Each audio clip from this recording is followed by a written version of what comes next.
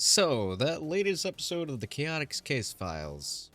Yeah, that's a lot to take in. I don't think anyone would have really expected to have seen that happening. But you know what? I'm on board. Let's see how this will turn out. Now, for those who haven't watched the Casefiles, well, for one, why are you here? What are you doing? Go watch it. I'm not gonna spoil it for you. Go. It's honestly a really great podcast. Probably the best thing I've seen and heard in a long while for Sonic. And I've been a huge fan of pretty much anything that's come out recently, so this is a really high praise. This is like such a high bar for the franchise, it genuinely makes me excited to see how this is going to all unfold. But for the matter at hand, it seems after all this time, you-know-who is back for more. Ian Flynn. What are you doing in my script? It's a joke. It is a joke. But yes, Infinite is coming back, and it's kind of a big deal. I'd say that Infinite unfortunately had the worst rep as a Sonic villain, which is a shame because the concept for him is so interesting. But now that he's seemingly making a comeback, I'm really hoping that the concept for him can be fully revitalized. But there's one thing that I'm really hoping that they don't do with him, and I'll get to that in just a bit. Now, what makes this interesting is that it really took me for a loop, because I was almost completely convinced that the main antagonist here was going to end up being Mimic. Now, before anyone comes in and says that Mimic died,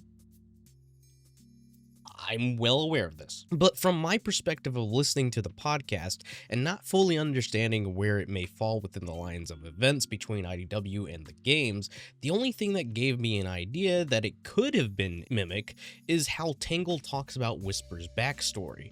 While this is 100% just a way to give people who aren't aware of Whisper's backstory a quick look into her history, the way that Tangle was written and described it, it made it sound like the Diamond Cutters hadn't been reformed yet. We also know that this theoretically takes place before Crossworld, as this is the Chaotix's first run-in with Sage. This still 100% could take place before Diamond Cutters being reformed as well.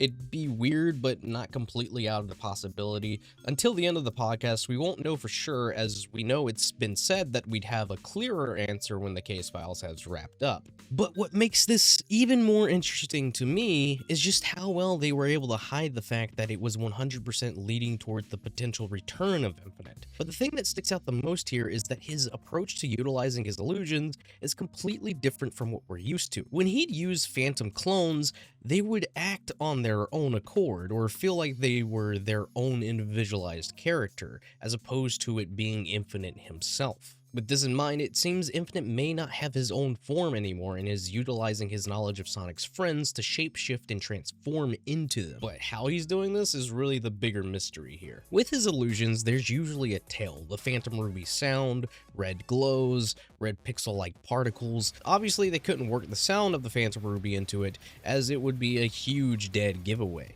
But I do find it interesting that he's operating completely different from what we're used to seeing. And if Mimic is in fact still alive, come on, we both know that Sonic characters don't die. If Infinite's back, that is just living proof. This would make for some kind of interesting dynamic between the two. Two villains with the ability to completely play everyone for fools by shape-shifting. Hell, throw Neo Metal Sonic into the mix and we'll have an entire team of shapeshifters. That'd be really cool to see, I'm not gonna lie. But again, as I was saying, the most recent video talking about Sonic expanding universe, this reinforces the confidence that Sega and Sonic Team both have in this franchise. Bringing back a villain I don't think anyone would have ever imagined seeing even possible to come back. With how much they fumbled his character, and potentially being able to give him another chance at redemption is really insane to think about. Now, speaking of redemption, I think we can all agree that Sonic has a wide variety of characters, both good and bad, but one thing I'd really hope to see going forward is the expansion of Sonic's rogue gallery. Infinite should, in my honest opinion, stay a bad guy. He has every reason to remain a villain. He was completely casted to the side and literally forgotten about. I don't think he needs to have a moment of working with Team Sonic.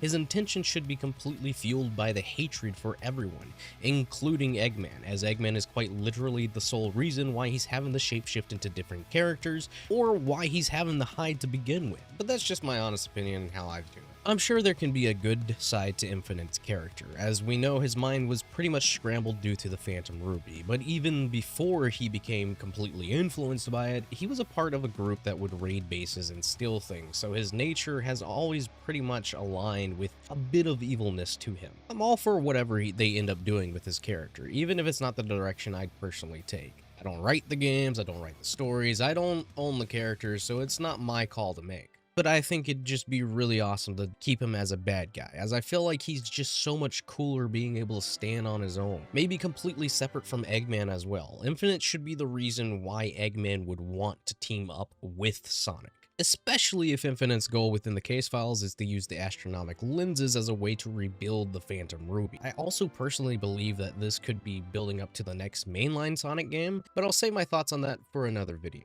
The return of Infinite is something to truly be excited about, for whether you liked him or not. It's showing that they're willing to give a character such as him a second chance, and given he's an illusionist, I really hope that they can use him to his fullest extent. I so want to see Infinite back being more of a threat than ever before. That's my thoughts and opinions on his grand return. How do you think the Case Files are gonna wrap up? Let me know in the comments down below, and if you like this video, I would love to encourage you to leave a like, share it around, and maybe even subscribe. Thank you so much for watching, and until next time, take care.